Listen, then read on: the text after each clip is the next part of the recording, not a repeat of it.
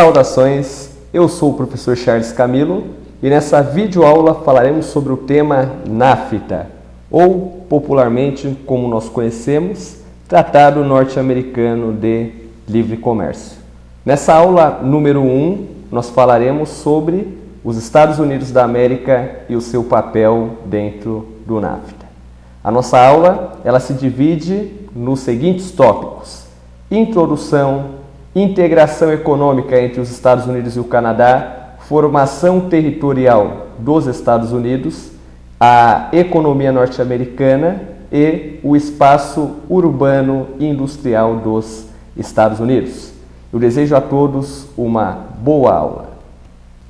Bem, senhores, o termo NAFTA corresponde, à grafia norte-americana ou inglesa, que significa North American Free Trade Agreement, ou, traduzindo para o nosso português, Tratado Norte-Americano de Livre Comércio. Então, esse Tratado de Livre Comércio, ele é formado por 3 países: Estados Unidos, México e Canadá, ou seja, os 3 países que estão localizados na porção norte do continente americano.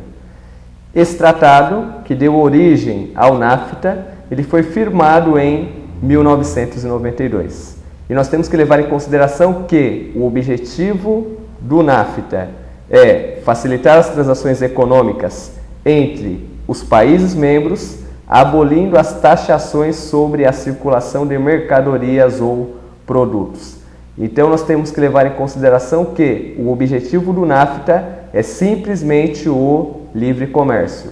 Não há um projeto de integração monetária, integração econômica, como, por exemplo, existe no Mercosul ou na União Europeia. O objetivo do NAFTA é apenas facilitar as transações econômicas entre os países membros, abolindo os impostos sobre a circulação de mercadorias e produtos. Primeiramente, vamos começar a nossa aula falando sobre a integração existente entre os Estados Unidos da América e o Canadá. Nós podemos observar que o idioma presente em ambos os países é o inglês, sendo que parte do Canadá fala inglês e a outra parte o francês. Nos Estados Unidos, a maioria dos Estados Unidos fala o inglês. Só que além do inglês, ao sul dos Estados Unidos predomina a língua espanhola. Então, senhores, acaba ocorrendo que no aspecto populacional, a maioria da população é composta pela etnia branca de origem europeia, sobretudo inglesa nos Estados Unidos e no Canadá, inglesa e francesa. Nos aspectos econômicos, segundo estimativas, a economia canadense ela é em grande parte dependente da economia norte-americana, sendo que 80% das exportações canadenses tem como destino os Estados Unidos da América. Pessoal, nesse slide vamos falar sobre a formação territorial dos Estados Unidos. Bem, a formação territorial dos Estados Unidos ela coincide com as perseguições religiosas dentro da Inglaterra que ocorreram durante o século XVI. Como ocorreram essas perseguições, professor? Acabou ocorrendo com a reforma protestante dentro da Inglaterra. O rei Henrique VIII ele havia criado a Igreja Anglicana, que seria a Igreja do Estado. Acabou acontecendo que os sucessores desse rei, eles tentaram obrigar a maioria da população a seguir a religião do Estado, ou seja, o anglicanismo. Só que como a Inglaterra ela estava dividida em denominações protestantes, essas denominações elas eram contra este monopólio religioso a ser exercido pelo anglicanismo. E com isso ocorreram-se várias guerras de religião, o que acabou culminando para a vinda dos imigrantes, né, protestantes, em sua grande maioria pertencentes, né, à vertente puritana, para os territórios da América do Norte. E daí, no entanto, esse tipo de colonização ela teve como base o povoamento.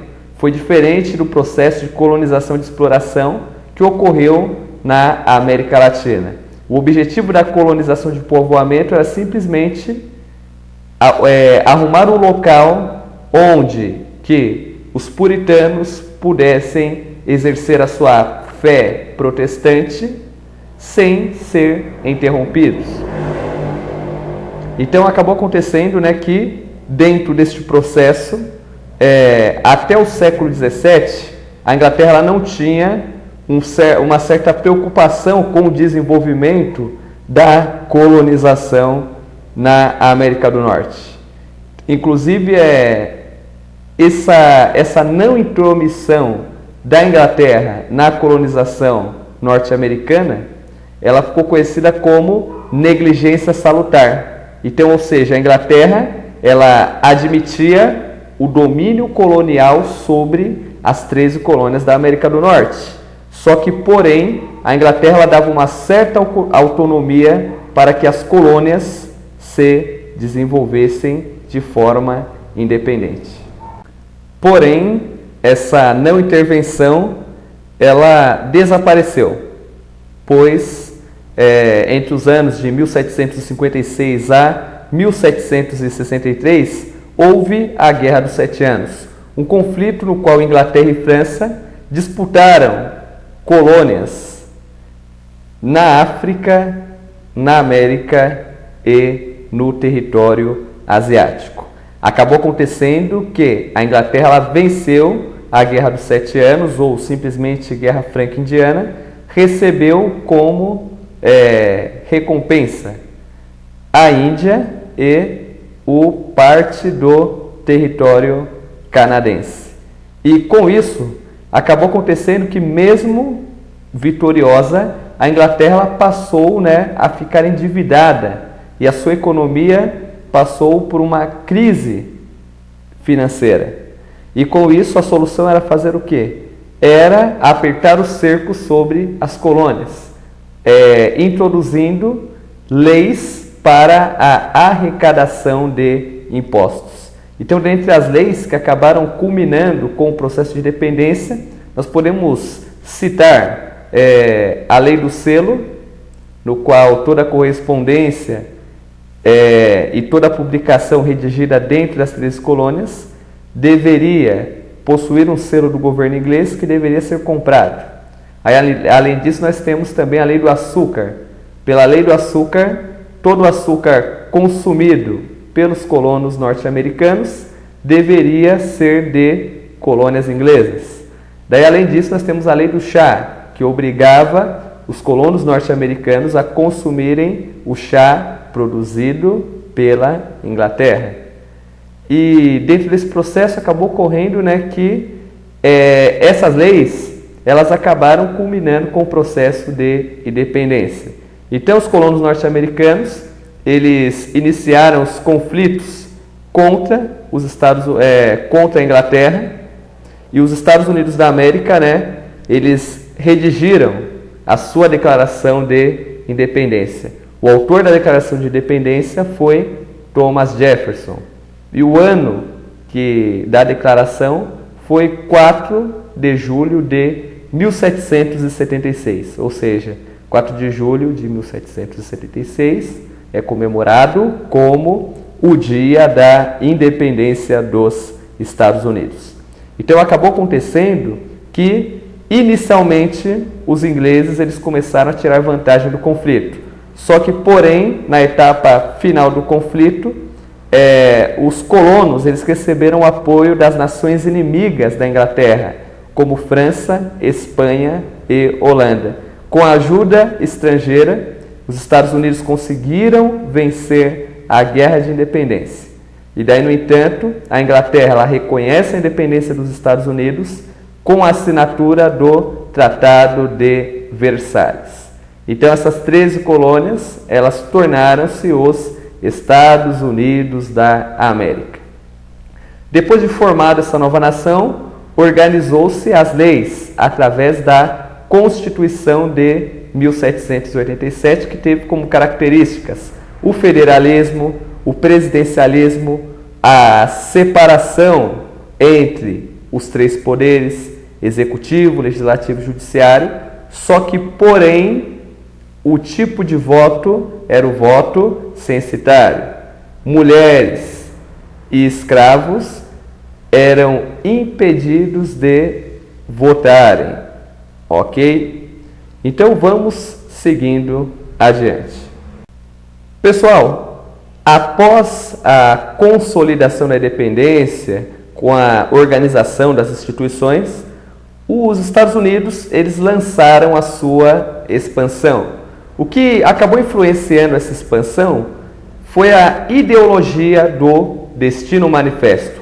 Por essa ideologia, que tinha ali como um cunho protestante, acreditava-se que os Estados Unidos da América era uma nação predestinada por Deus a dominar todos os territórios que faziam fronteira ali com a até então presente 13 colônias. Então, com isso, houve uma marcha para o oeste, ou seja, houve uma expansão norte-americana para as terras a oeste do território. E, geralmente, essa marcha para o oeste, ela fez-se à custa do extermínio de povos indígenas, da compra de territórios e de acordos diplomáticos, e, sobretudo, da guerra contra o México. Então, o México, no século XIX, ele tinha um vasto território. Grande parte do sul dos Estados Unidos pertencia ao México. E, sobretudo, ao sul do México, a Guatemala, ela fazia parte do território mexicano. Então, com a marcha para o oeste, um dos países que acabou sendo prejudicado com esta marcha foi o México, que perdeu grande parte do seu território. Então, com essa marcha para o oeste, houve um desenvolvimento econômico muito forte dos Estados Unidos. Só que, porém, esse desenvolvimento acabou levando a uma divisão interna. Então, acabou acontecendo que o norte e o nordeste dos Estados Unidos eles eram uma região industrializada e, geralmente, além de indústrias, existiam ali pequenas propriedades agrícolas onde praticava-se a policultura, e o tipo de mão de obra a ser utilizado nas regiões norte e nordeste era a mão de obra livre assalariada. Em contrapartida, o sul era uma região totalmente agrária, onde baseava-se a monocultura do algodão, e geralmente essa região do sul dos Estados Unidos ela era um importante exportador de matérias-primas. E o predomínio da mão de obra era, em grande parte, escrava. Então, o sul dos Estados Unidos ele era muito parecido com o Brasil. Ou seja, era um território no qual tinha bases econômicas agrárias, predominava-se a monocultura e, sobretudo, a utilização de mão de obra escrava. Então, acabou ocorrendo que essa divisão interna, elas acabaram dando origem à chamada Guerra de Secessão ou Guerra Civil Americana, que foi de 1861 a 1865. O motivo real dessa origem da Guerra de Secessão foi a proclamação da abolição da escravatura pelo presidente Abraham Lincoln nos estados do sul. O sul dos Estados Unidos ele precisava de mão de obra escrava para a monocultura. Então, com a abolição da escravidão, acabou ocorrendo que a região sul, os estados sul dos Estados Unidos da América, eles se separaram da União e formaram uma nação rival, os Estados Confederados Americanos. Então houve sangrentos conflitos, só que, porém, esses conflitos terminaram com a vitória do Norte, industrializado e livre. E daí logo depois das rivalidades da Guerra Civil Americana, ou Guerra de Secessão, acabou ocorrendo, né, que, unificado os Estados Unidos, houve uma expansão no aspecto imperialista, conforme nós vamos verificar a seguir. Continuando o assunto tratado no slide anterior, no aspecto econômico, como os Estados Unidos eles se fortaleceram após a Guerra da Secessão, os Estados Unidos, né, eles se lançaram à corrida imperialista, exercendo uma forte influência na América Central e na região do Pacífico. Então, a nível América Central, os Estados Unidos, né, eles passaram a exercer um forte domínio econômico sobre a região, tanto que Porto Rico tornou-se uma possessão dos Estados Unidos da América. Além disso, Cuba, independente em 1898, tornou-se um protetorado norte-americano. Na região do Pacífico, os Estados Unidos, né, eles ali assumiram o controle do Havaí, das Filipinas e de uma série de ilhas na região do Pacífico. Só o que levou os Estados Unidos a tornarem-se uma superpotência foi o papel desempenhado nas guerras mundiais. Então, durante a Primeira Guerra Mundial e a Segunda Guerra Mundial, como não houve conflitos dentro do território norte-americano, houve um notável crescimento econômico e industrial para os Estados Unidos, pois os Estados Unidos eles forneceram desde alimentos, passando por equipamentos militares, até ajuda financeira para os países envolvidos. E com isso os Estados Unidos eles tornaram-se uma superpotência. Após a Segunda Guerra Mundial, né, houve a Guerra Fria, aquele conflito não declarado entre Estados Unidos e União Soviética. Só que com o fim da União Soviética em 91, o mundo ele acabou passando de um mundo bipolar para o mundo, digamos, unipolar, com a liderança dos Estados Unidos. Só que, porém, hoje, no século XXI, acabou acontecendo que os Estados Unidos, apesar, né, deles serem uma das maiores economias do mundo, o poderio econômico não está centralizado apenas nos Estados Unidos, mas distribuídos nos blocos econômicos.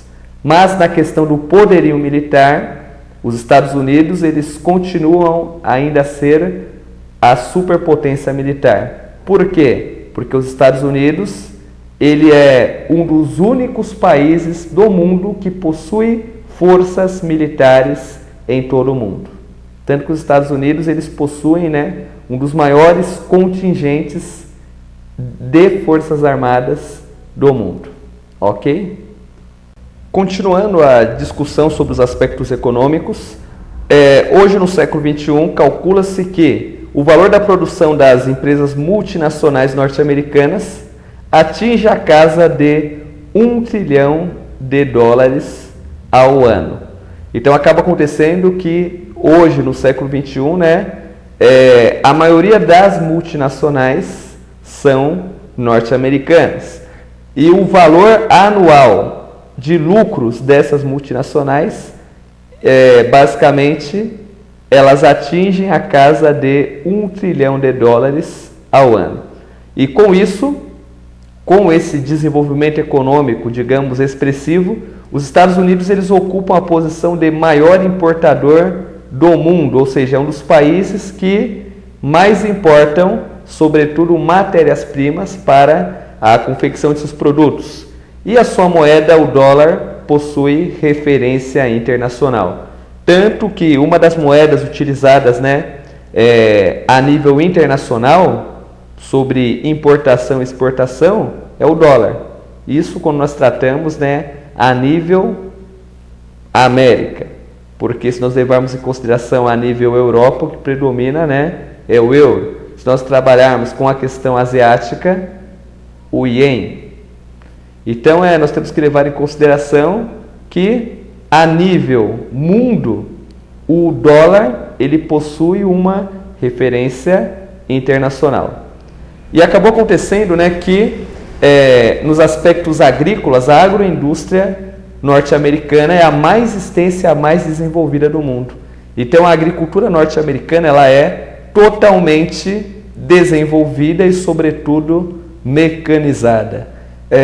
Isso explica que na década de 1850 nos Estados Unidos foi votado a sua lei de terras.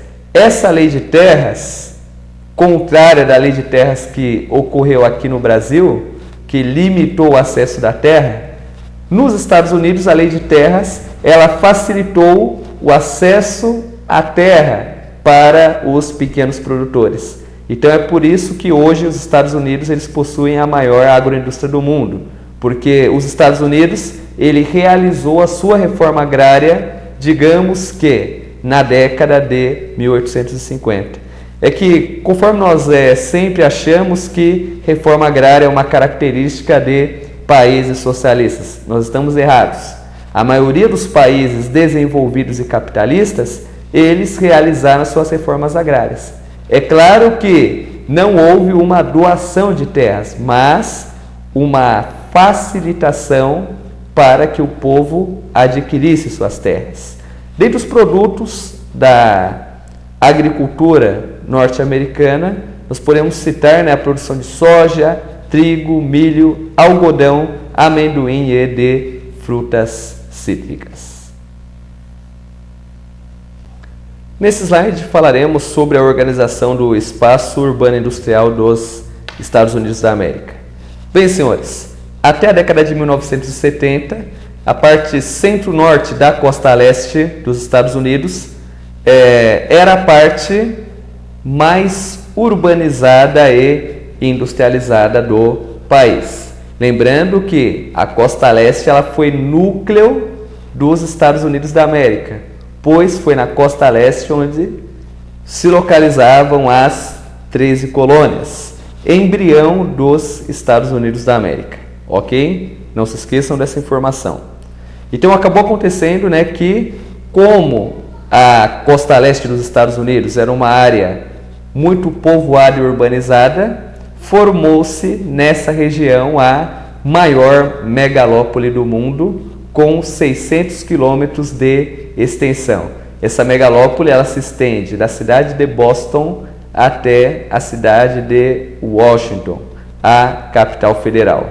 Então acabou acontecendo que dentro da megalópole Boston-Washington localiza-se os dois principais centros de decisão: centro político, a capital Washington, e o centro financeiro dos Estados Unidos, e um dos mais importantes do mundo, a cidade de Nova York. Então acabou acontecendo que, além desta região, outra região que é de industrialização antiga é a região dos Grandes Lagos, próximo com a fronteira, né, do Canadá. A industrialização na região dos Grandes Lagos, senhores, elas datam, né, do fim do século XIX. Já o sul dos Estados Unidos da América é uma área tradicionalmente agrícola e pouco industrializada. Então, geralmente no sul dos Estados Unidos, pelo clima ser o clima subtropical, este clima acaba favorecendo, né, a agricultura. Essa agricultura, geralmente, né, é uma agricultura mecanizada, só que no aspecto industrial, essa área é pouco industrializada. O destaque da indústria nessa região, nós podemos citar a indústria de petróleo, né, a indústria petrolífera e a de seus derivados.